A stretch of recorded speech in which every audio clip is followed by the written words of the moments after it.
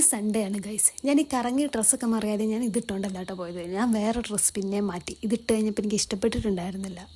എല്ലാ ഞായറാഴ്ചയും പള്ളിയിൽ പോകുന്നതിന് മുന്നേ വീട്ടിലൊരു ബഹളം പതിവുള്ളതാ.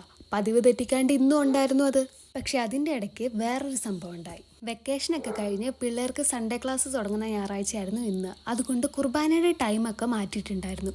ഞങ്ങളാണെങ്കിൽ അതൊന്നും അറിഞ്ഞിട്ടുണ്ടായിരുന്നില്ല.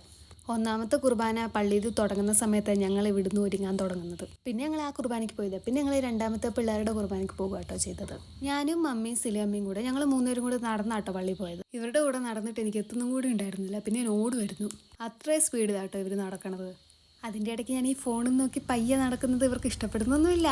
മഴയൊന്നും ഉണ്ടായിരുന്നില്ല രാവിലെ. പിന്നെ കുഴപ്പമില്ലായിരുന്നു. രാവിലത്തെ കുർബാനയ്ക്ക് പോകുന്നതിനേക്കാളും രണ്ടാമത്തെ കുർബാനയ്ക്ക് പോകാനൊരു രസമുണ്ടായിരുന്നു.